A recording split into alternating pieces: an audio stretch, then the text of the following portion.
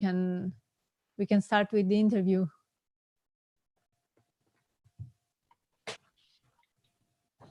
Sounds great.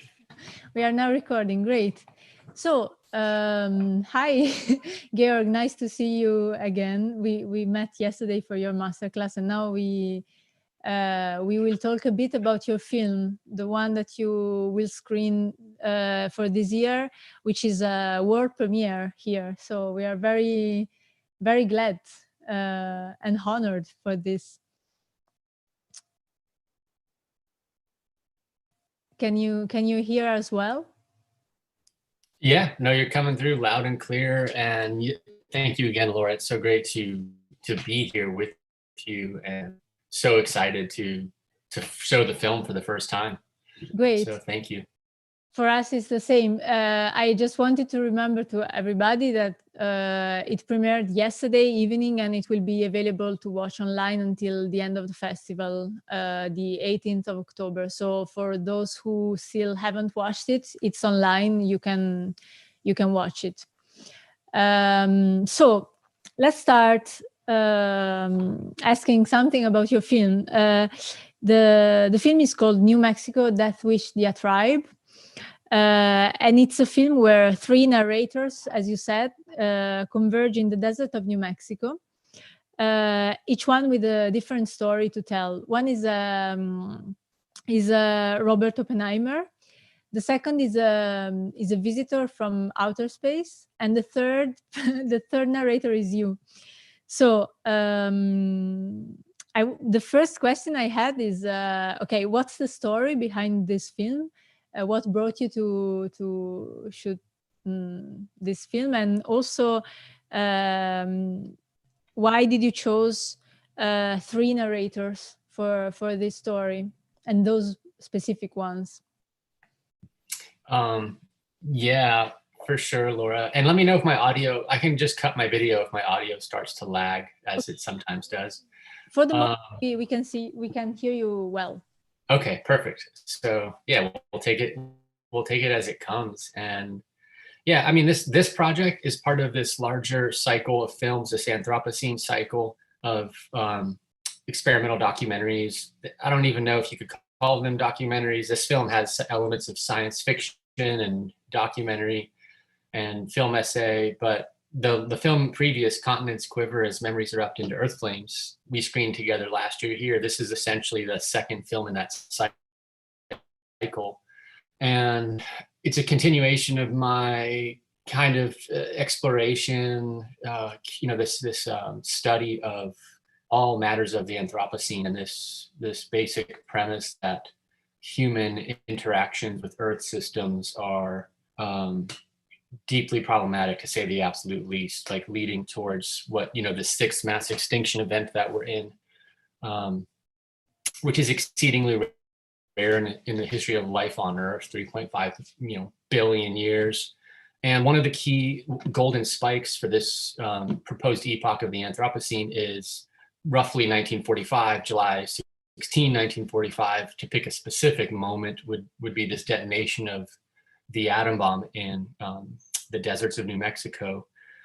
And so thinking about all this, it also occurred to me, I'm thinking about the grand, deep time, geologic time and deep time, thinking on this time scale of billions of years, and then thinking, why not go back to the initial explosion, the Big Bang, roughly 13.5 or 13.8 billion years ago. And thinking about a time period from that moment, the beginning of time and space as we know it, to July 16, 1945, the early morning hours when that atom was split, in this decisive moment in human history. And then, I'm not making a documentary.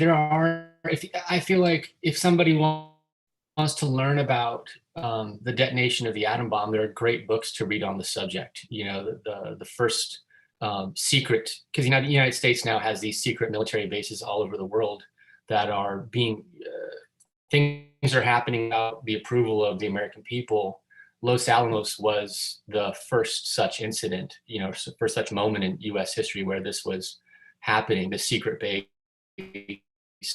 And, thinking about all this history is important and vital, but the film work doesn't really do that. It's not really meant to be educational in the traditional sense, really about a convergence of perspectives, voices, thinking about different time scales. So, human time scale, when you think about the last 100 years or 20th century history, geologic time scale, when we think about the implications of that atom bomb detonation, and the over 2,000 atom bombs been detonated since. And folks don't know that, but you could argue we've been at war with the planet for a long time, having detonated, over 2,000 of these atom and hydrogen bombs. The United States responsible for over half of those.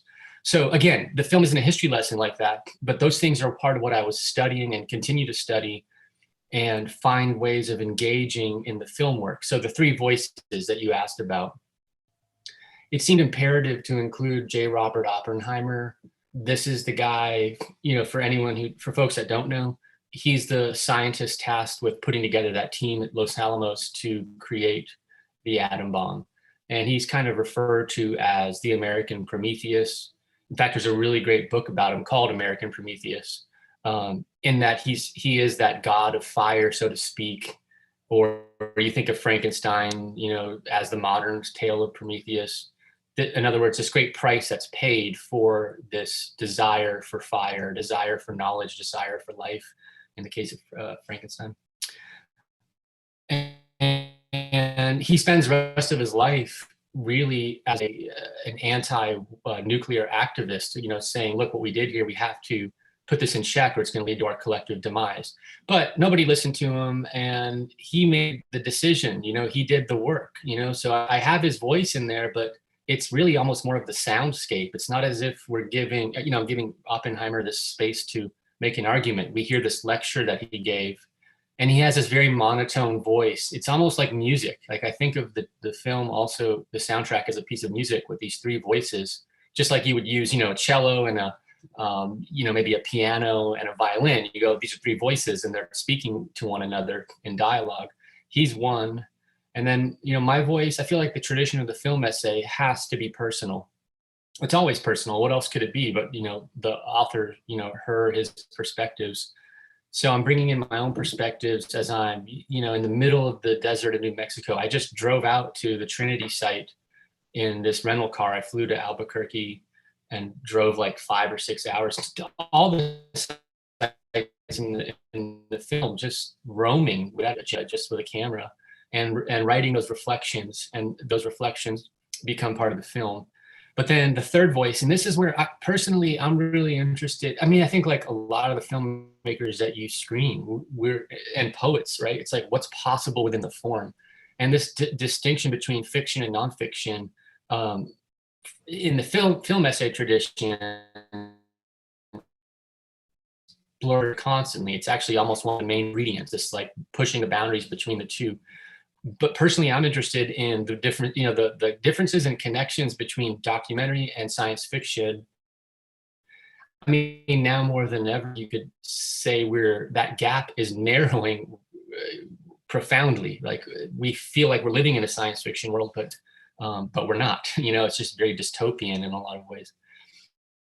And that voice from another planet is, for me anyway, of course, all the voices are my own. I mean, that's true of every creative writing, ever created in the history of humanity. All the voices come from the author.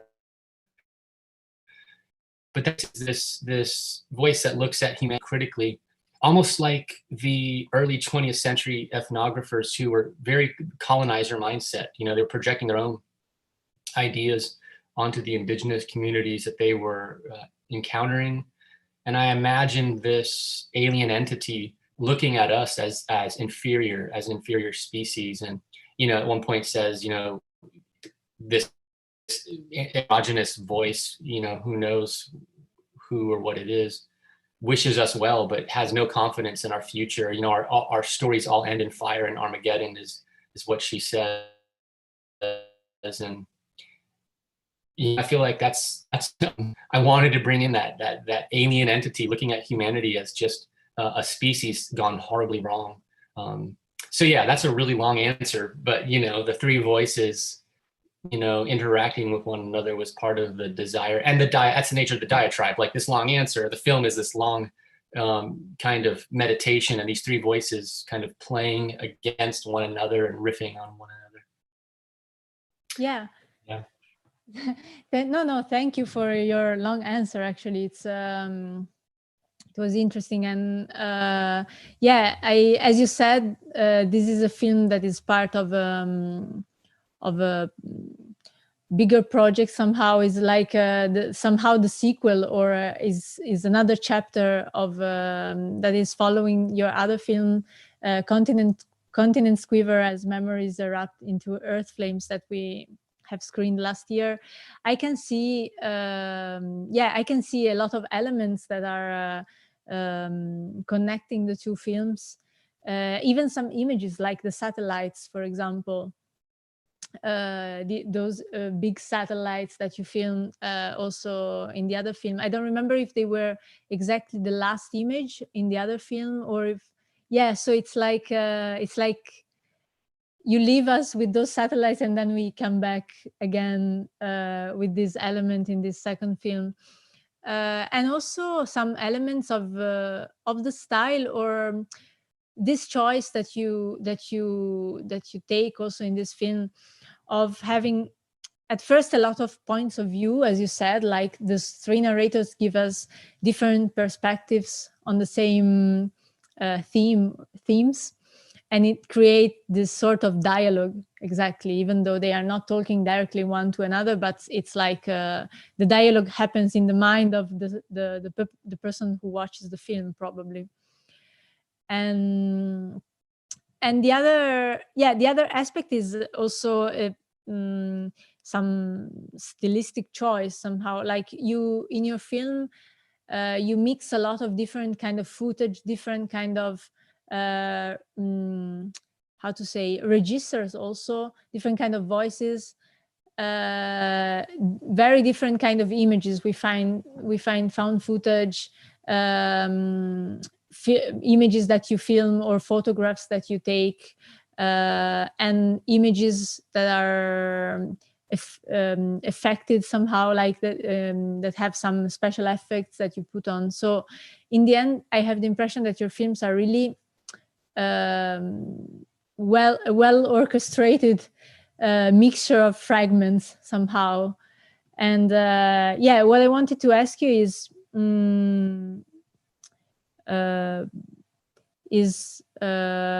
what do you find in your style, in this style, that is it just of course this is somehow an obvious question, but I'm just inviting you to talk more about this style. Is it just stylistic choice, or is this choice something that is telling also something about your way of seeing reality? Yeah, no, I think it's both in a way, you know, definitely both. When you think about, I mean, this whole series, like you were definitely, you remember it perfectly. It ends, that first film ends with the image of the Very Large Array, those giant satellites out in New Mexico. And it's as if, I guess your question of like why it is this way, it's like I'm thinking about these things as visual threads, you know, to kind of give it a visual metaphor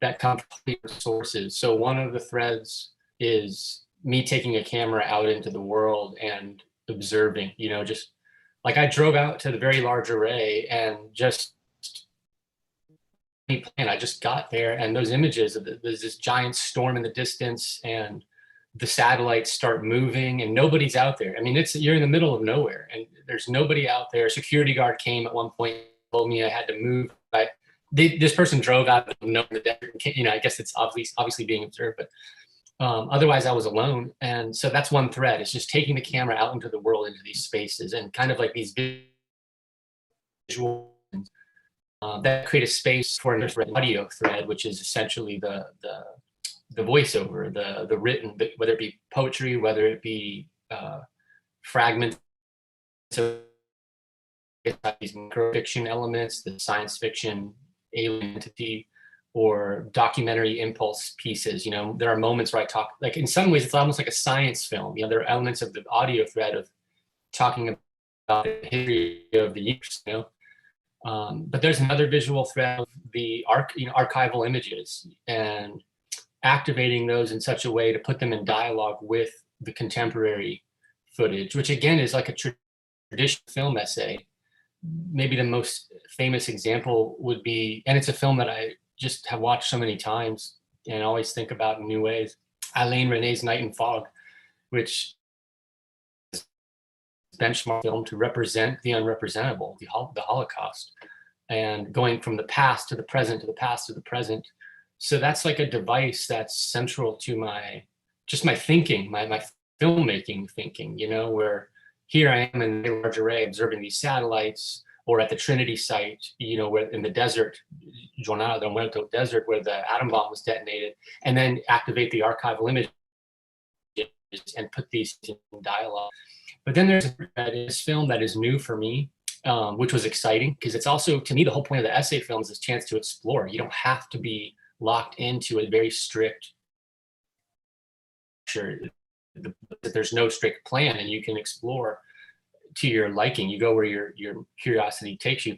And so this animation sequence was really born out of this desire to have these visual images that were beyond my capabilities. So I made some very basic animations. And then this friend of mine, Patrick Nugent, who is the collaborator who does these, he's an artist of the highest order in this tradition of arts and animation. And so when he was like up for collaborating, I just was so happy. I was like, he was someone who could create in visual, you know, imagery what I was thinking of, visual representation of the beginning of the universe, you know, like that's a tall order. And it echoes with the atom bomb, this explosion. And he created those amazing images. And once he did create them, I realized this is like the heart of the film. And so we open with that one animation, and it closes and throughout. And then he took some of my primitive animations and made them more beautiful. He made that sort of entity that floats through the screen. That's our alien life form, you know, the consciousness. So that's another major thread. And then the last thread in this one was the still photography. And you know, there's just, you could talk for hours and hours and years, and it spend a lifetime thinking about the difference between still images and what's possible there in the frozen image, and you know, this versus the moving image where things are like traces, you know, moving through light and time. And it seemed like a film that's dealing with a fragment of a moment, right? Like July 16, 1945, in this specific moment when the atom is split. The photograph seemed like the appropriate thing to bring into the film. So like those are all like these threads, you know, and they cycle, we go through them. And that's just the visual threads. The other threads are Oppenheimer, that alien entity, my own sort of personal essay voice. So yeah, that's also a long answer, but you know, I guess there's a lot of these threads in the film. No, it's thank you. And yeah, definitely the impression is always with your film. I mean, at least I talk for those that I have watched, is that really reality is a composition of a lot of different layers. So it's and they all come together and have a dialogue, one with each other. So yeah, and this is reflected, of course, in the style that you choose for them. And yeah, now I come to another question that came to my mind, like what's your creative process like? How is there a way that you apply somehow for each one of your projects to work on, or is it more does it more come as a spontaneous process that always changes?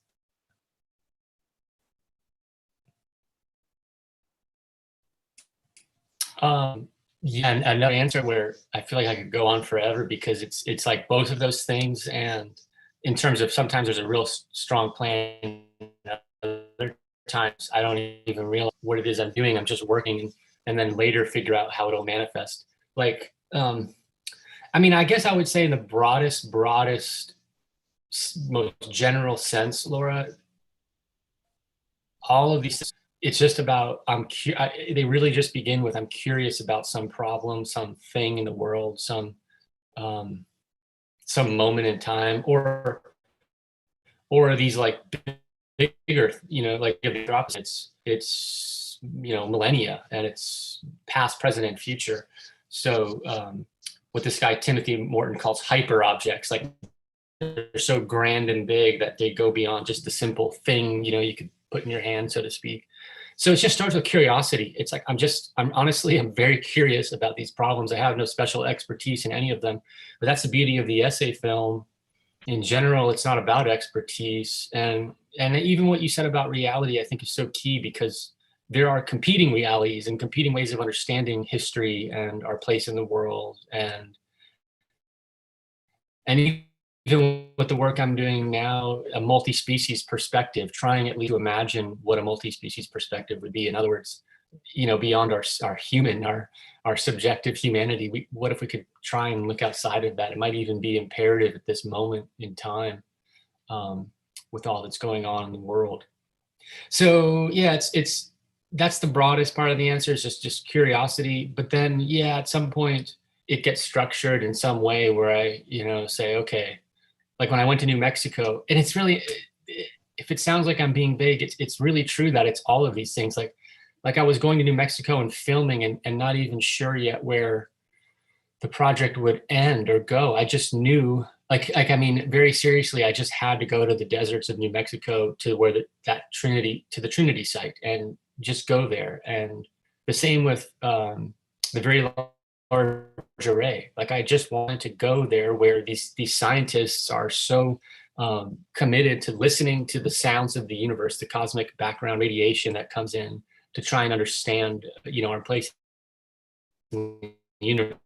Like, radical stuff. And I'm not a scientist, but I guess I share the endless curiosity that scientists must have.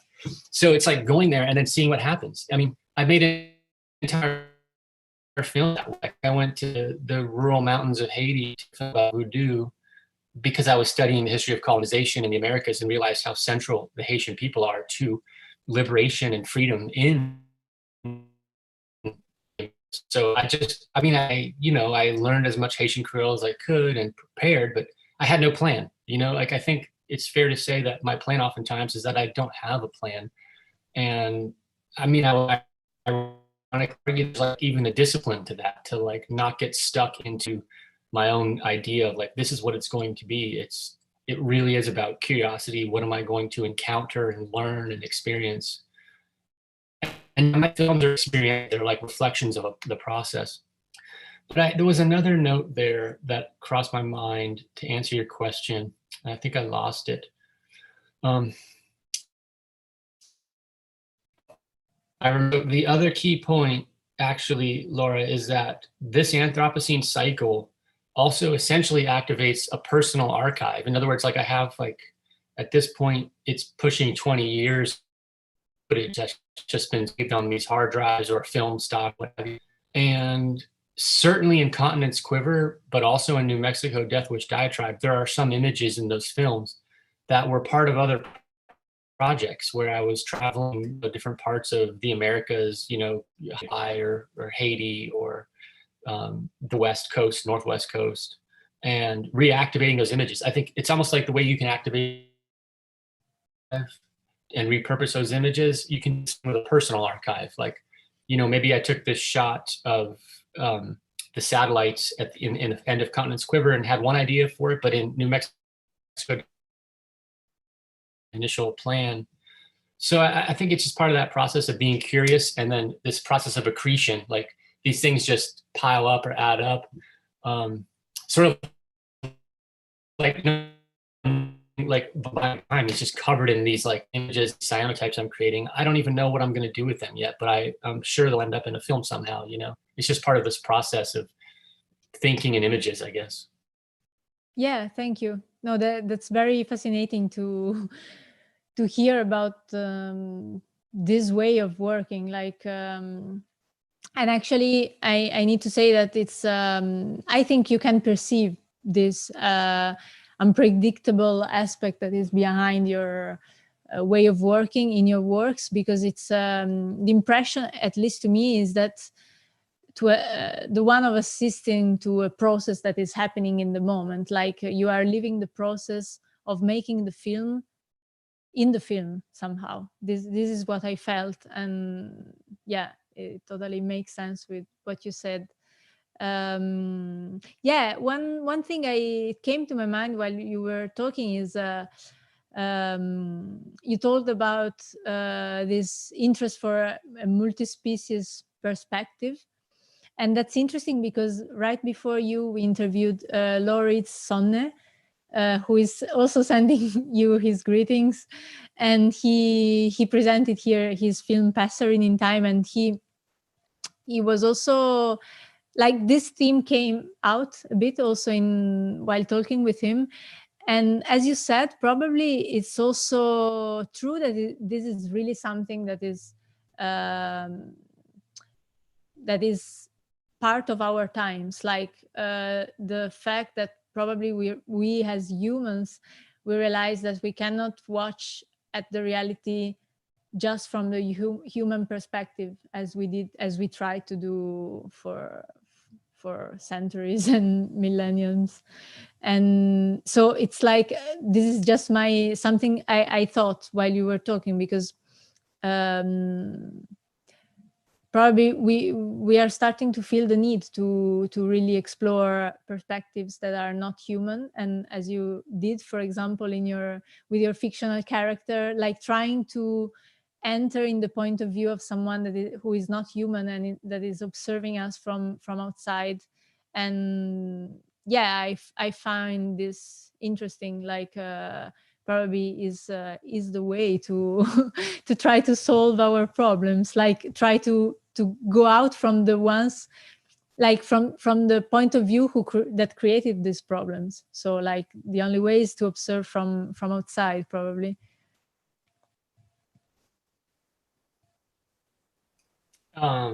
It's, yeah, and Lauritz, I should say, Lauritz Son, I met him a few years ago at a festival in South Carolina, and ever since we have become really good friends. I invited him to come and present work here in North Carolina, where I live.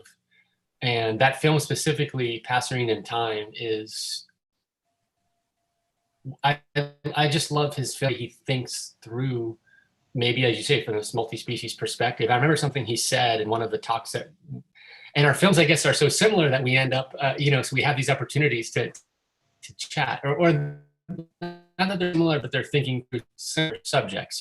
His films are so beautiful in a way that, my films aren't. His films are just gorgeous and very meditative. But Passerine in Time is where I remember him saying, what counts as knowledge? And that film asks that question, what counts as knowledge? So even if we take a human perspective, which ultimately, we're here trapped in our bodies, I think part of just the critical thinking component of, well, how are we coming to know the world? How are we coming to know our place in it, or other species? And, Passerine in Time is a great example of, you see these hands, these human hands, they grab the bird, they study the bird, they hold the bird like an object, and then write something in a notebook. And you see all this happen, just in close-ups, and it's not really commented on. It's just there for the viewer to think through, and then the bird is let go. And, it's just asking us to think about that question, what counts as knowledge? And, maybe attempting to look at, I think that's just a smart thing to do. Look at a problem, try and look at it from a new perspective, and then kind of what you were saying too, to solve these issues.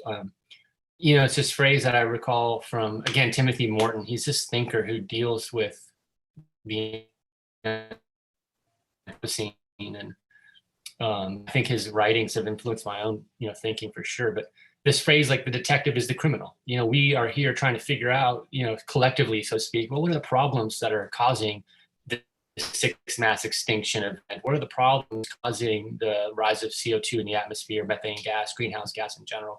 What are the problems causing, the west coast of the American continent to be on fire?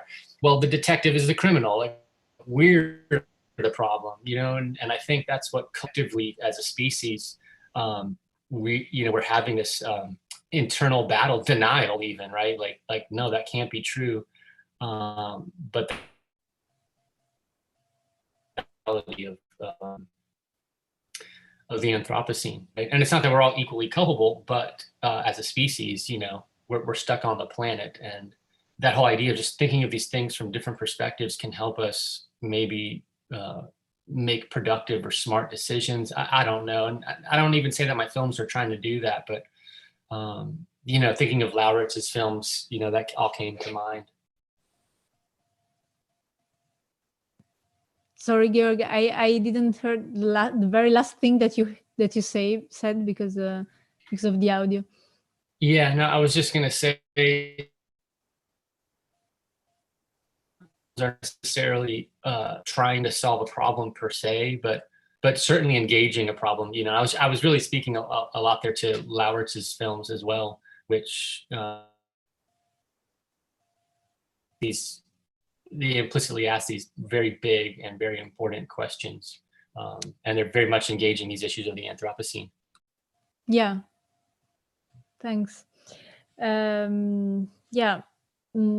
Yeah. My last question is if you are working on new projects now, if yeah, what are you working on at the moment, or if you are even just experimenting with something new? So prior to, so I'm definitely working on a bunch of films that are part of this Anthropocene cycle. The next one in that cycle is called These Sight-Altering Spells Sometimes Speak. That film is essentially done. You know, it's like it's in that final stage of I just need to get ready to send it out into the world. So that was the big thing I'd been working on kind of pre-pandemic.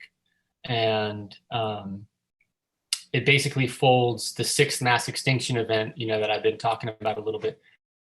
It folds that over the Norse mythologies, and specifically this tale of Ragnarok, which reflects very much our own reality of rising oceans, earth on fire, all the gods are slain, and you know, it doesn't end well.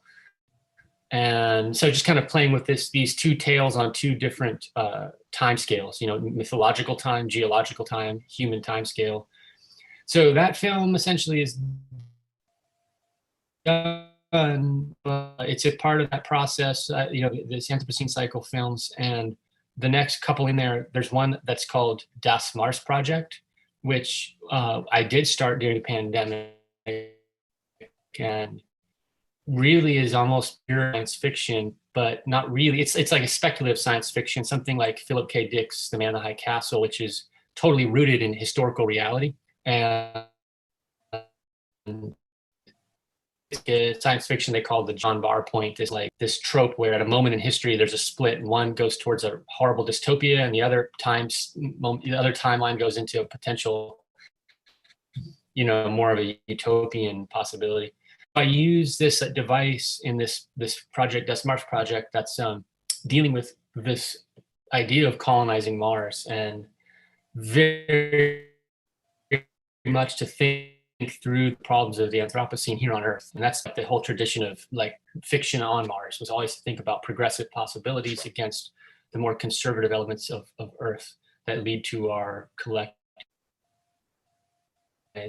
And that whole project, though, I got to say was, this is like a long answer, but you know, it was inspired deeply the week that George Floyd was murdered, you know, here in Minneapolis. That same week that that police officer killed George Floyd, a spaceship was sent out to outer space, a private company, SpaceX, you know, Elon Musk, and these you know, and nothing against those two individuals, they just happened to be these two white men getting thrust out into outer space. And I thought about the way that people were reacting to these two events in the moment, right? And then I thought about history, the way history plays out 500 years from now, which is a nice number. You know, you think about 500 years ago, roughly, Columbus and colonization of the Americas. 500 years from now, very likely, corporate entities will be colonizing Mars, resource extraction camps, and profiting mightily from it. And it sounds like science fiction, but I think it's, even studying it, I think it's very possible. And how that moment in history, I thought of a dystopian future where George Floyd isn't remembered at all. What's remembered are these private corporations sending, astronauts into outer space for the benefit of, not scientific exploration, but profits, thinking of this, again, dystopian future. And by the way, this whole history of the title Das Mars Project comes from Wernher von Braun's, the Nazi SS officer who develops the rocket and later comes out to actually places like New Mexico. He's conscripted by the United States government, this Operation Paperclip it was called, and he becomes the US rocket program and writes a book called The Mars Project, Das Mars Project, to colonize Mars. And he leads NASA's space program. He's the first director of the Space Flight Center. So I thought about, oh man, this history is not science fiction. This history of fascism in America is very real, and I remember seeing these images of Trump and Pence, in Cape Canaveral cheering on the rocket ship. And I just thought of Philip K. Dick and the novel, The Man in the High Castle. And I thought, these are images of fascism, he's a proto-fascist individual, Trump is, and has many followers and believers. And I think science fiction is that key place to think about the present in a different way. So that's a big project I'm working on. That's part of this Anthropocene cycle. And then one more, and I'll stop talking, but this is the other big one. It's the Multi-Species Journal of the Plague Years, which is very much, maybe it'll become I never stop working on, because it's, the plague years began, depending who you ask, for indigenous people of the Americas, the plague years began over 500 years ago. The plague years, the history of slavery in the Americas, like, where do you define the plague years, but where does it begin, where does it end? But so I've been meditating on this, writing about it, filming, creating these images that deal with the experiences of surviving or being quarantined through this coronavirus. And it started studying birds, believe it or not. Speaking of Lauritz's films that deal with birds, it started in January, studying birds and thinking about migration, patterns of migration, and went from the bird counts to the death counts very quickly. By March, that's where the project transitioned. So I'm trying to stay focused. It's very hard, I think, for everybody working in this time. I think, near impossible. It's a hard time to be focused. And what is it, that's where I'm at. I'm trying as I can to work on 2 films. Yeah. No, thank you for your long answers. Actually, now we are curious about your next projects and hope to be able to see them soon. And yeah, as last thing, I just wanted to ask to Dominic, who is behind the computer, if there is any question from the public, because yeah, the chat is open. So if anyone has any question to ask to Georg. No, there's nothing in the chat, Laura. I don't know whether Lisa has any questions. Okay. So if no one has questions, I say thank you, Georg. Thank you. I just say thank you. That was wonderful. Thank you, Alicia. Thank you. Yeah, thank you very much, Georg. And it's always interesting to talk with you. And we will be able to watch your film for 1 more week online. So for those who has not watched it yet, please go and watch it together with all the selection. And I hope we will be able to meet again. And Laura,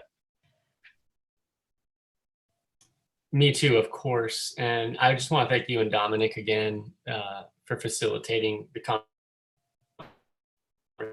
the festival. And as I said when we started,